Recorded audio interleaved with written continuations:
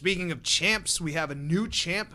We were talking last week about you and RJ going to the Lowell Civic Auditorium to see NXT live in what they are calling the Massacre in Massachusetts. I have the poster, it's so sick. I'll send you a picture. It's called Mayhem in Massachusetts. Mayhem in Massachusetts. That's better than Massacre in Massachusetts. It's a lot better. The Mayhem in Massachusetts. It's a lot safer. Yeah, it is a lot safer. Mayhem you can deal with.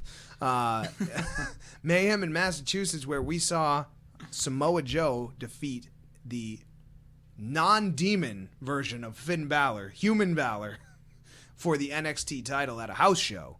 Monumental news. You can check it out all over the web. It was a huge shock. And just watching the crowd reactions alone says it all. And certainly Joe couldn't have, felt more proud with himself in that moment, especially in the post-show moments, which we got to see on NXT this week. Some of his candid thoughts after winning, which were very brief, very, very Samoa Joe-like. So I'm excited that we do have a new champ. Finn Balor held on to that the longest out of anybody, even if it was only by a couple of days.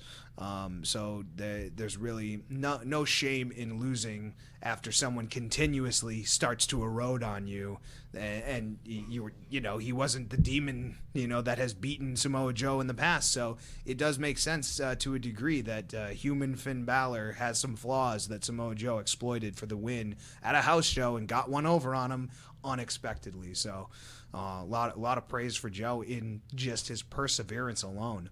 I mean, I can't imagine this is the last that we'll see of Joe versus Balor. With the next special coming up on June 8th, I imagine we will see a rematch of the NXT Championship, regardless of what Balor's role is on Raw and SmackDown on the main roster right now.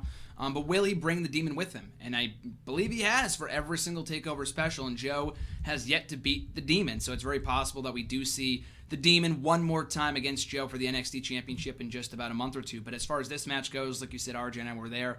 Match was really good. They only showed the highlights last night on NXT. You could check out the finish on YouTube. They showed the finishing sequence on the show last night.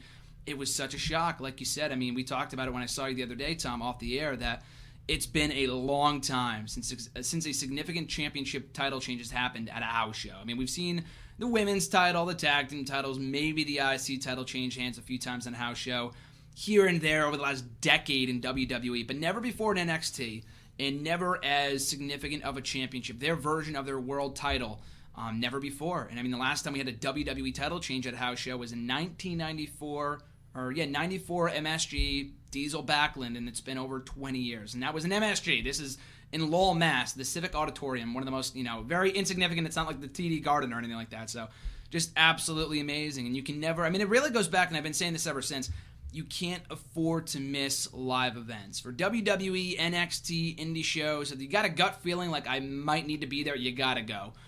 This was great. So really good match, and I'm looking forward to seeing what is next for Joe. We've been talking about it since TakeOver. What is next for the Samoan submission machine? And now we know. I think it was more a matter of when and not if Joe would become NXT champion. And we finally saw last Thursday. And now that we're here, there's a whole new crop of competitors that are going to be like really after Joe, and like I can see him being very possessive over that.